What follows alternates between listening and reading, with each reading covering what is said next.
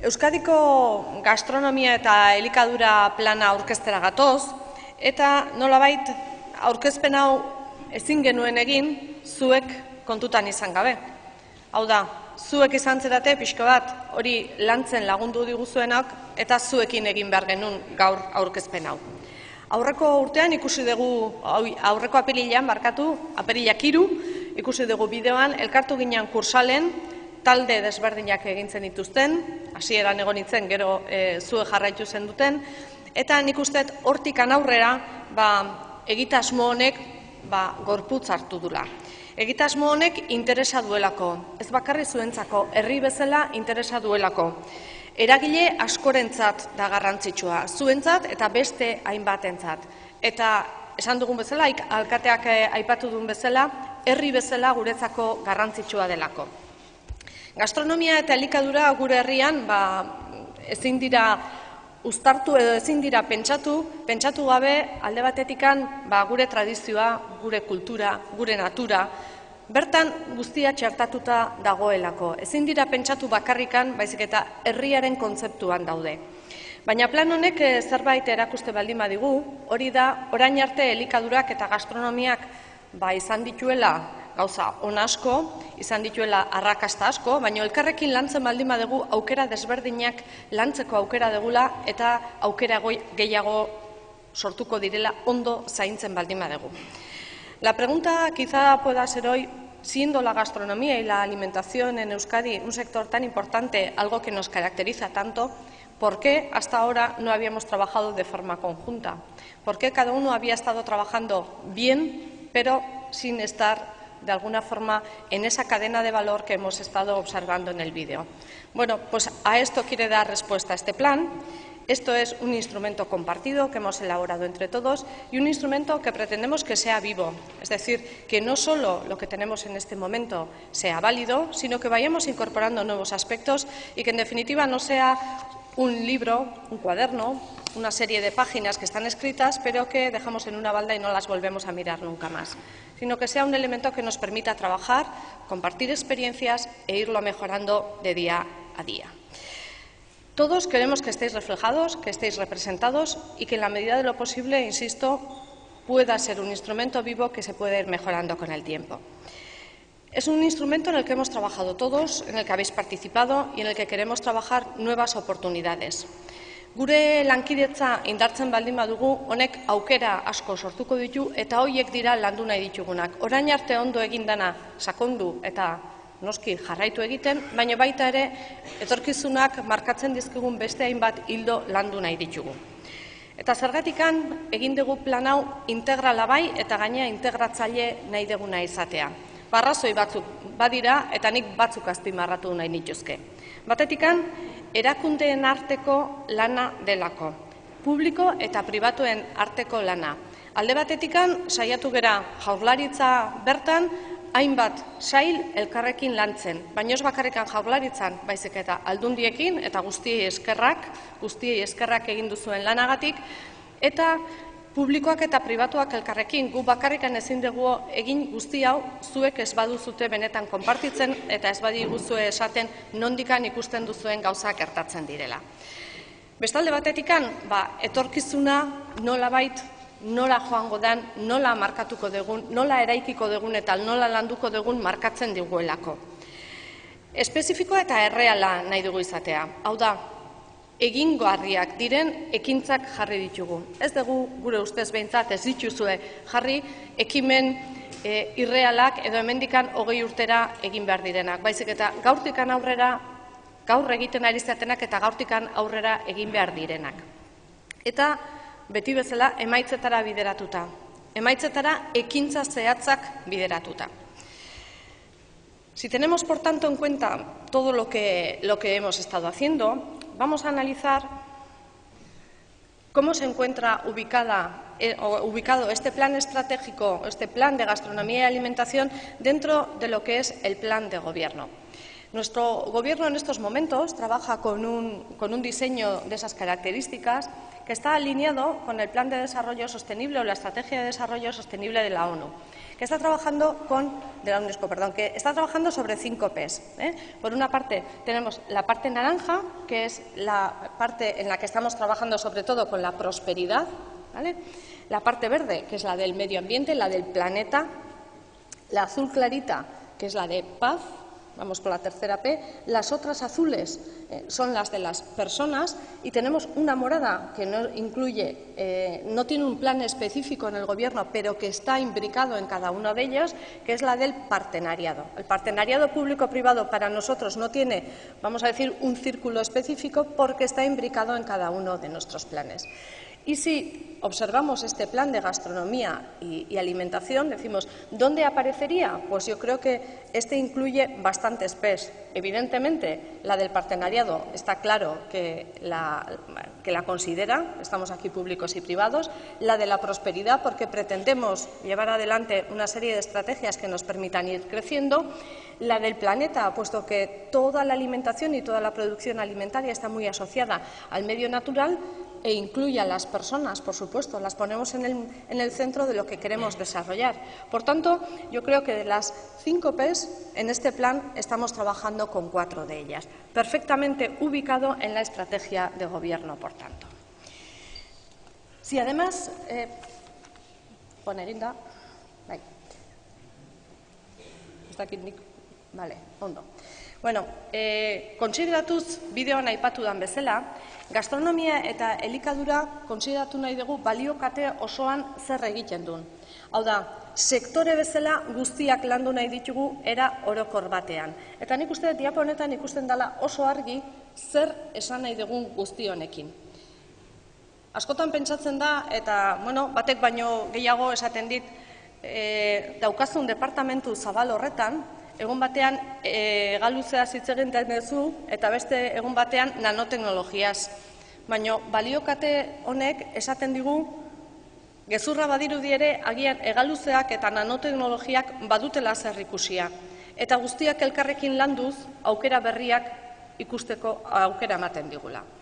Es decir, si analizamos todo lo que supone la cadena de valor que estamos tratando de integrar en este plan, empezamos, desde luego, por ecosistemas sostenibles, es decir, nuestra naturaleza, cómo la trabajamos, la producción, la industria de la transformación, evidentemente, cómo la comercializamos, cómo utilizamos el canal Horeca, cómo utilizamos el canal de la hostelería y la restauración y, por supuesto, llegamos a los consumidores. Y dentro de toda esta cadena de valor, decía, empezamos por el bonito, y lo tenemos ahí además, en la producción, pero probablemente podamos utilizar tecnologías muy avanzadas, lo estábamos comentando casi a la entrada y hablamos de Industria 4.0 y alguien dirá, ¿esto en la alimentación? Pues en la alimentación, en esa transformación se puede utilizar y quizá tecnologías nano también puedan ser utilizadas, ¿por qué no?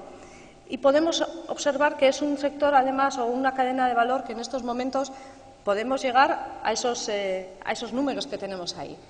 Un 10,6% del PIB está asociado a toda esta cadena de valor, donde casi se da empleo a 100.000 personas. Y lo que pretendemos con este plan es que el PIB en todo este ámbito llegue a ser el 12% cuando estemos trabajando allá por el 2020 en cada una de las actuaciones a llevar a cabo. Es decir, queremos crecer de ese 10,6 hasta un 12%. Un reto claro y muy concreto, en el que todos tenemos algo que hacer. Pero detrás de todo esto, no solamente hablamos de primer sector, evidentemente, hablamos de industria, sí, hablamos de logística como un elemento necesario, hablamos de servicios y hablamos, por supuesto, del ámbito turístico, porque no podemos olvidar que cuando alguien nos visita o llevamos nuestro producto fuera, es un elemento que nos marca, que nos diferencia como Euskadi, como Basque Country en el mundo. Tenemos que saber que todos estos negocios están aquí y que pueden aparecer nuevos elementos y nuevos negocios que están hoy todavía por desarrollar. Cuando creemos que todo está inventado, aparece la estrategia de especialización inteligente en la que estamos hablando. Somos muy fuertes en manufactura, en energía, en el sector biociencias. Y el sector de la gastronomía y la alimentación aparece como un nicho de oportunidad muy importante, que en toda Europa se está valorando y donde Euskadi, desde luego, tiene algo que decir. Esos números lo atestiguan. Y queremos, además, tener algo que decir, no, decirlo y ser conscientes de que podemos aportar mucho. Estábamos comentando las personas de esas 5 P's hablábamos de las personas. ¿Y dónde ponemos las personas? Pues las personas las ubicamos en ese centro de actuación que va a abordar 4 ámbitos diferentes. Beraz, gobernuaren estrategian aipatzen genituen 5 P horiek, eta pertsonak hor erdian jarri ditugu 4 gauza desberdin egin ahal izateko. Eta espero dugu 4 gauza horietan jasotzen dugula egin behar den ia guztia. Seguru beste zerbait agertuko dela, baina ia guztia hor dago zuen aportazioekin. Hasten baldin magia ezkerretikan, agertzen zaigu berrikuntza balio erantzi handiagoko enpresa batzuentzat. Zertarako? Elikadura berriko sistemak badaudelako munduan, eta nahi duguna da elikadura sistema horiek seguruak izatea eta baita ere jasangarriak izatea. Horiek, 2 parametro horiek ahaztu gabe joan behar dugu gauza berriak egitera. Gure herriaren ezaugarriak inolaz ere ahaztu gabe. Prozesuak izan behar dute askoz ere eraginkorragoak eta automatizatuagoak beste industrietan dauden bezala, noski, hori berezko zerbait bezala kontutan hartzen dugu. Elikadura osasungarria izan behar du eta komenigarria kanal oro hartuz. Hau da, hau ez dugu bakarrikan elikadura bakarrikan kontsideratuko, baizik eta osasunaren ikuspegia jarriko diogu. Eta zergatikan osasunaren ikuspegia? Beti kontsideratu izan degulako Euskadin hori izan dela ezaugarri bat, baina baita ere momentu honetan zahartzen ari geran momentu batean elikadura desberdinak behar ditugulako osasunari lotutakoak daudenak. Jarraitze baldin badugu beraka, komunikazioa eta konexioa gizartearekin eta pertsonekin. Hor zer egin nahi dugu edo zer egin nahi dezute hobeto esan da. Esaten dugu enpresak behar dutela izan irikiak eta gainea kontsumitzaileekin konektatuta. Gero eta gehiago egiten duzuezuek zerbait merkaturatu behar dezunean, produktu berri bat merkaturun jarri behar dezutenean, ez da ateratzen edozein modutan. Lehendabizi egiten da afroga, ikusten da kontsumitzaileak nola hartzen duen, gustatzen zaion edo ez, ze sentsazio ditun.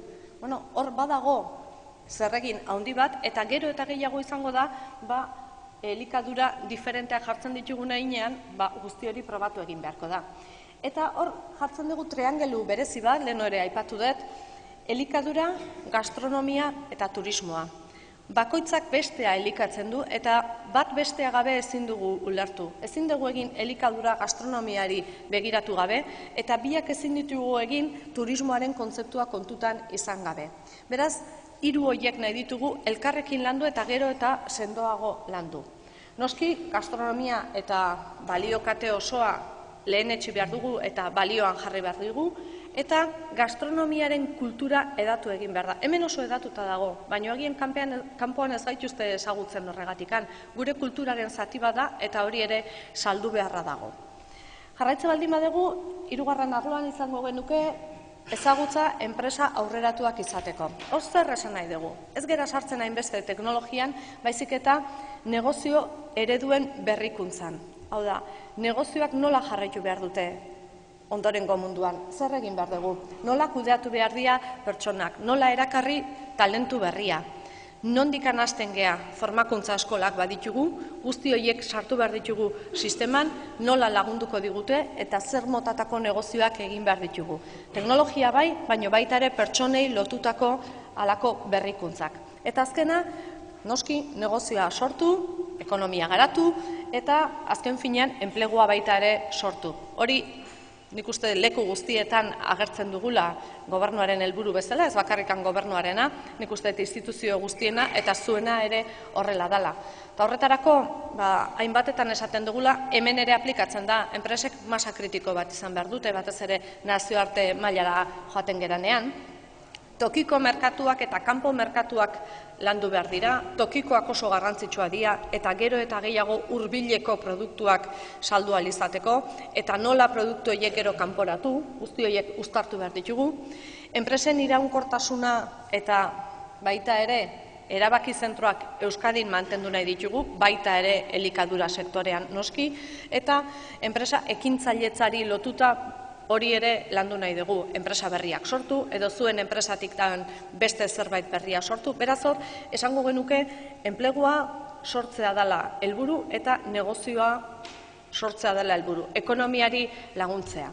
Guztia beti, esan dugun bezala, pertsonak helburu ditugula eta pertsonak erdian jarrita. Eta guzti honekin, esango genuke, zer bilatzen dugu?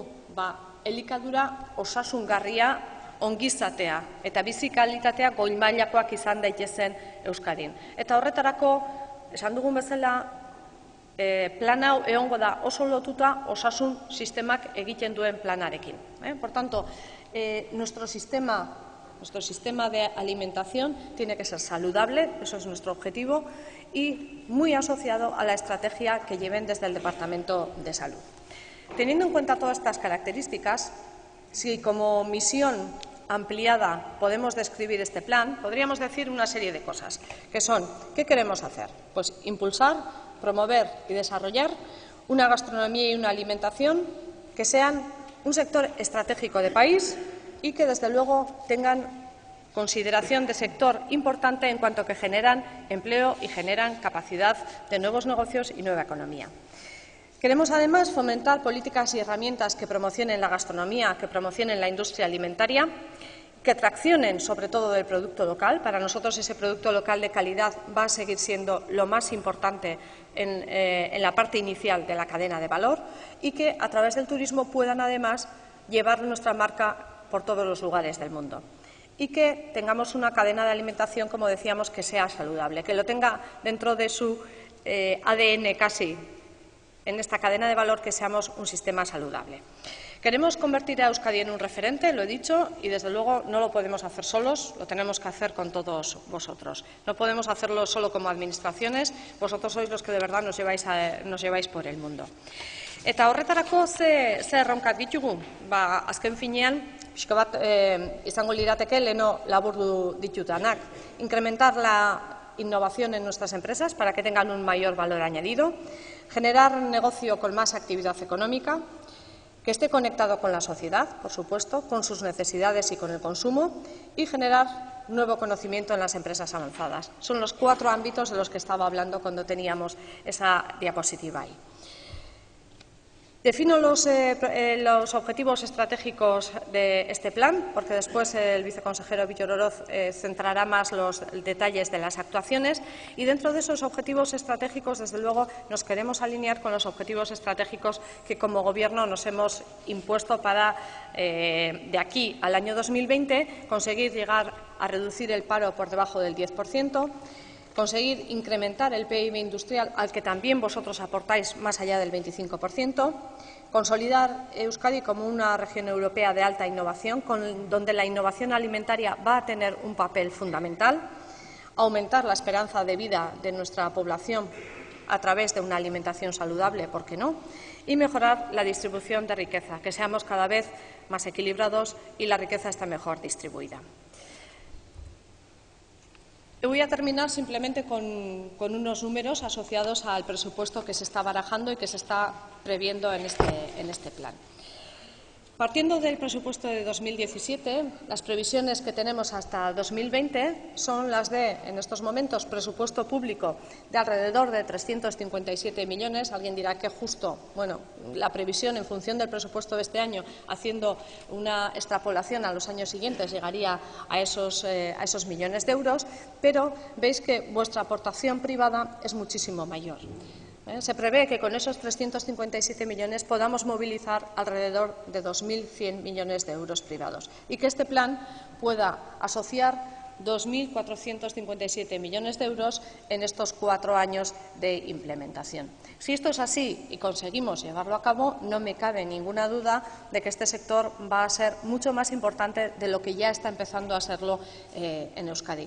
Beraz, niri ez zait besterik gelditzen, eskerrak ematea egin duzuen lanagatikan, eta guztion artean, ea benetan orain Bittorrek aipatuko dituen ekintzak martxan jartzeko gai garen, eta 2020 urterako benetan lortu ditugun, jarri ditugun helburuak. Mila esker guztioi.